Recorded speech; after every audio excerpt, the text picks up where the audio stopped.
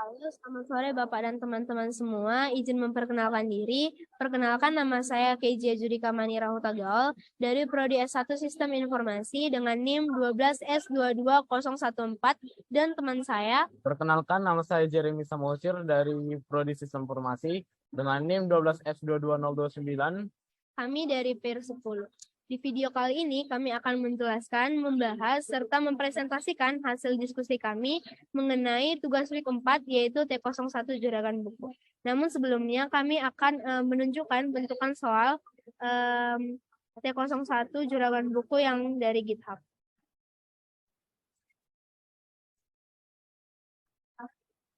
Berikut bentukan soal T01 Juragan Buku yang dari GitHub.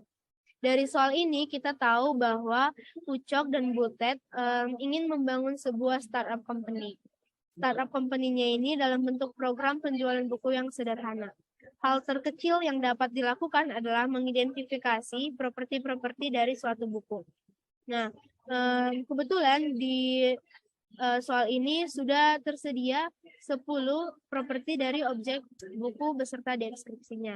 Ke-10 properti dari objek tersebut ialah yang pertama ISBN, yang kedua judul, yang ketiga penulis, yang keempat tahun terbit, yang kelima penerbit, yang keenam format buku elektronik, yang ketujuh harga pembelian, yang kedelapan minimum margin, yang kesembilan stok, dan yang terakhir ialah rating. Nah, dari ke-10 data-data yang tersedia ini, hal pertama yang akan kita lakukan ialah mengklasifikasikan ke-10 data ini ke dalam tipe data yang sesuai, yang cocok. Karena tugas kali ini akan di-code atau diprogramkan di flowchart, maka sebelumnya kami akan menjelaskan ada beberapa tipe data di flowchart. Berikut tipe-tipe data di flowchart. Yang pertama ada integer. Integer sendiri adalah data yang digunakan untuk menggambarkan nilai positif atau negatif pada bilangan bulan. Dan yang kedua adalah tipe data real. Tipe data real sendiri adalah tipe data untuk nilai bilangan positif atau negatif, baik bilangan bulat atau desimal. Tipe data ini dikenal juga dengan tipe data float. Berikutnya tipe data boolean. Tipe data boolean sendiri adalah tipe data yang menggambarkan true or false. Dan yang terakhir adalah tipe data string. Tipe data string sendiri adalah tipe data yang menggambarkan textual value.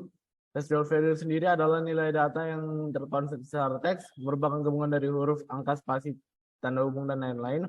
Meskipun di sini ada angka, tetapi angka tersebut bukanlah hasil perhitungan. Nah, kembali lagi ke soal yang dari GitHub tadi. Ke-10 data-data ini akan kita klasifikasikan ke tipe data yang cocok, yang sesuai dengan yang sudah dijelaskan oleh teman saya tadi. Nah, di sini kami sudah membuat suatu solusi untuk case yang ada di GitHub tadi. Nah, berikut bentukan case solusi yang kami buat.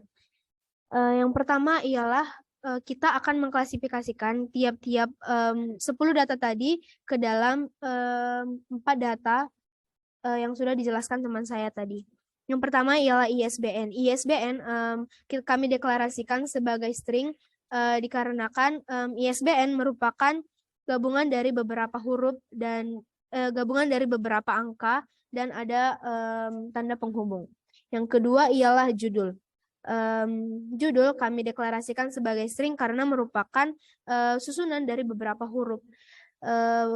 Lanjut ke penulis. Penulis kami deklarasikan sebagai string dikarenakan alasan yang sama, yaitu karena tersusun dari beberapa huruf. Yang berikutnya ialah tahun terbit. Tahun terbit kami deklarasikan sebagai string dikarenakan walaupun dia angka, tapi ini merupakan angka, bukan hasil dari perhitungan. Yang berikutnya ialah penerbit. Kami deklarasikan sebagai string dikarenakan gabungan dari beberapa huruf. Berikutnya ialah format. Format kami deklarasikan sebagai string dikarenakan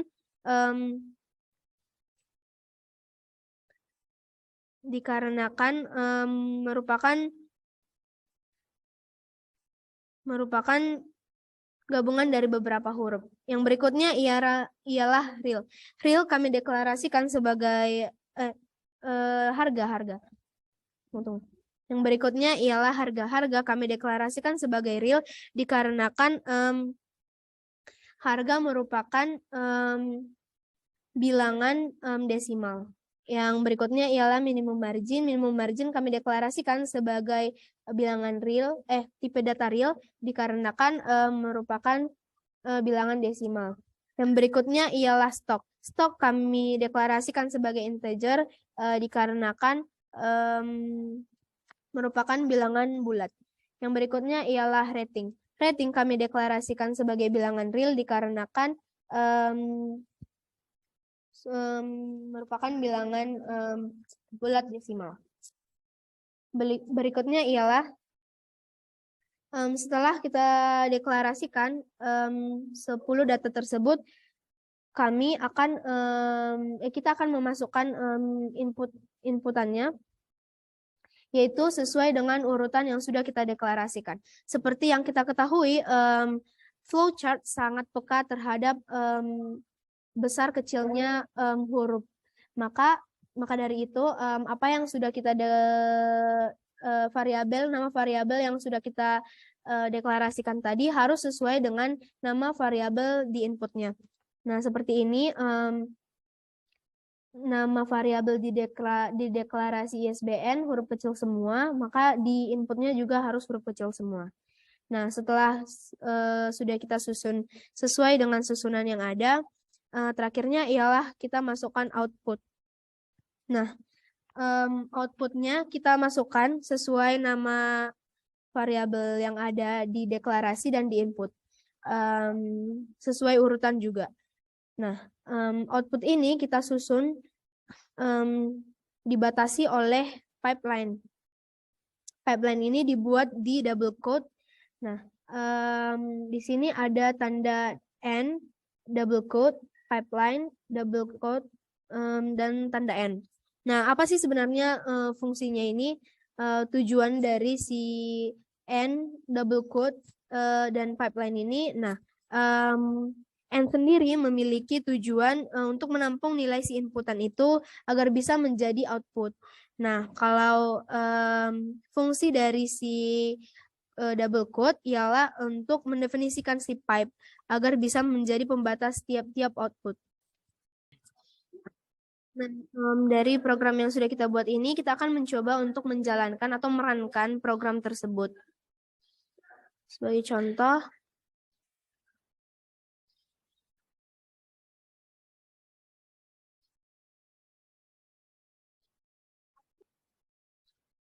nah, jika sudah keluar seperti ini, berarti sudah ada pembatas atau pipeline dari yang sudah kita buat itu, berarti